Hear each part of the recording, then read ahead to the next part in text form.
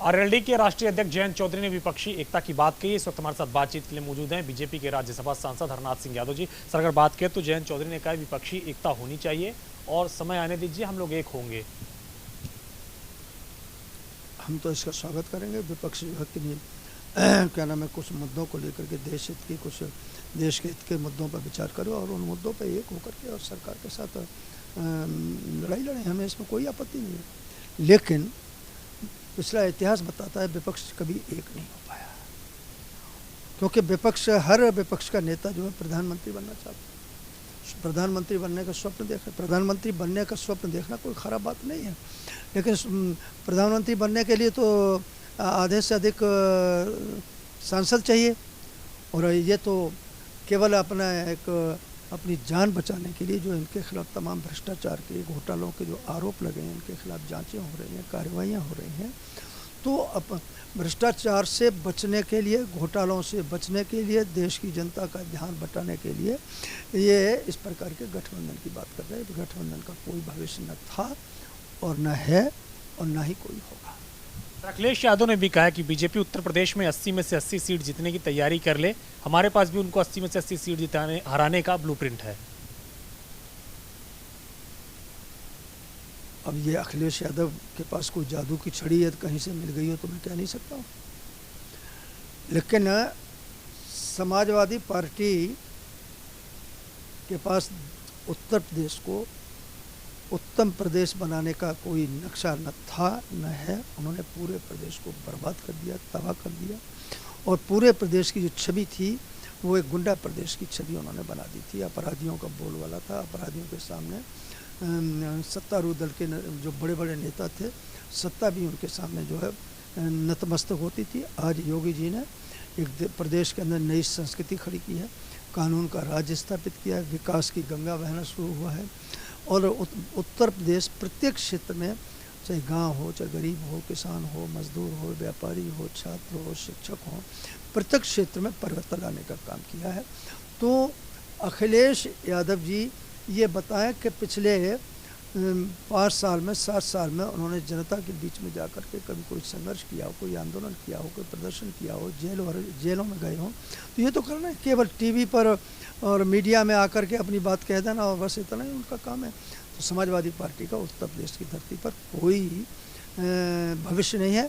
Bharatiya Janata party 80 सीटें जीत के आएगी, यह बच्चा वहाँ का बोल रहा है। बीजेपी ने तैयारियां भी शुरू कर दी है लोकसभा चुनाव के लिए। जो 1,61,000 बूथ हैं उनका गठन होने जा रहा है। व्हाट्सएप ग्रुप बनाने के लिए कहा गया है, जिससे कि सरकार की नीतियों को जनता तक पहुंचा जा सके। किस तरीके से देखते हैं?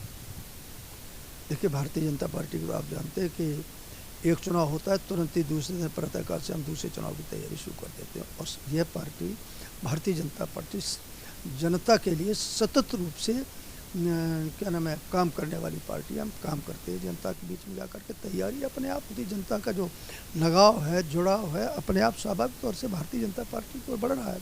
क्योंकि पिछले 8 वर्षों में जिस तरीके से आदरणीय मोदी जी ने सभी वर्गों के लिए जो काम किया है, लाभ देने का जो योजनाएं बनाई हैं, और उनका लाभ सीधे सीधे मिल रहा है, उसके कारण से जनता भारतीय जनता पार्टी के साथ है। और हम संगठनात्मक दृष्टि से भी नीचे गांव लेवल से लेकर के, बूथ लेवल से लेकर के, और सब जगह जो है अपने संगठन को भी सक्रिय कर रहे हैं।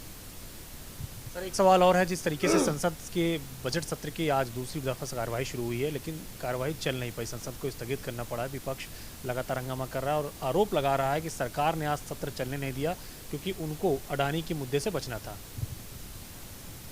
ये देश का दुर्भाग्य है कि देश को इतना नाकारा और घटिया विपक्ष मिला है, जो सकारात्मक मुद्दों पर कभी चर्चा नहीं करता। पिछले 8 वर्ष का, जब से आदरणीय मोदी जी सत्ता में आए हैं, जब से आदरणीय मोदी जी ने इनकी राजनीतिक जो व्यापारिक दुकानें थी उनको बंद किया है, तब से संसद को ठप करने का, संसद को न चलने का इन्हें बीड़ा उठाया हुआ है। पिछले सत्रों का सब देख लीजिए, चलने नहीं देते। तो ये तो संसद को न चलने देना, ये एक लोकतांत्रिक जघन्य अपराध है, और इसीलिए जनता इनको जो है ठुकराती चली जा रही है। और ये गलत बोलते हैं। भारतीय जनता पार्टी तो संसद चलाने के लिए हर समय तैयार है। हम चाहते हैं कि हर मुद्दों पर जो है, हर मुद्दे पर चर्चा होना चाहिए। और दूसरे, राज्यसभा हो चाहे लोकसभा हो, उसकी संचालित करने की एक नियमावली है। उस नियमावली के नियमों के हिसाब से संसद चलेगी, उनके हिसाब से चलेगी नहीं। विपक्ष जो है संसद में खड़े होकर के गुंडागिरी करता है, संसद को ठप करता है, और यह अपराध का दंड उन्हें मिल रहा है, आगे भी मिलेगा। एक आखिरी सवाल है सर, तौकीर रजा ने कहा है कि जो लोग हिंदू राष्ट्र बनाने की ओर आगे बढ़ रहे हैं उनके खिलाफ देशद्रोह होना चाहिए। शफीकुर रहमान बर्ग जो कि संभल समाजवादी पार्टी के सांसद हैं, उन्होंने कहा है कि जो हिंदू राष्ट्र बनाने के लिए आगे बढ़ रहे हैं उन पर कार्रवाई होनी चाहिए, नहीं तो देश में अफरा तफरी हो जाएगी और देश संविधान से चलता है, संविधान सर्वोपरि है। देखिए, जो लोग हर समय देश की एकता और अखंडता के खिलाफ बोलते हैं, देश की सामाजिक समरसता में जहर घोलने का काम करते हैं, उनको अपने गिरेबान में झांक के देखना चाहिए।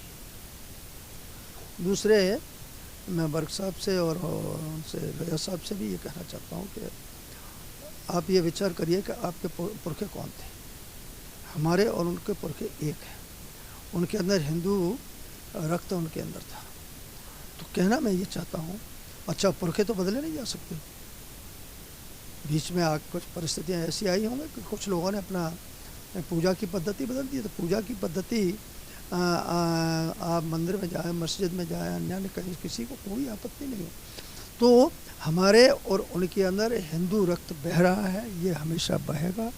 यानी हिंदू राष्ट्र था, हिंदू राष्ट्र है, हिंदू राष्ट्र रहेगा। शुक्रिया हमसे बातचीत करने के लिए। ये हैं बीजेपी के राज्यसभा सांसद हरनाथ सिंह यादव, जिन्होंने कहा कि तौकीर रजा और शफीकुर रहमान ने जो बयान दिया है उनको ये समझना चाहिए कि हिंदू राष्ट्र था, हिंदू राष्ट्र है, हिंदू राष्ट्र रहेगा। प्रशांत रोहित के साथ अविनाश तिवारी, एबीपी गंगा, दिल्ली।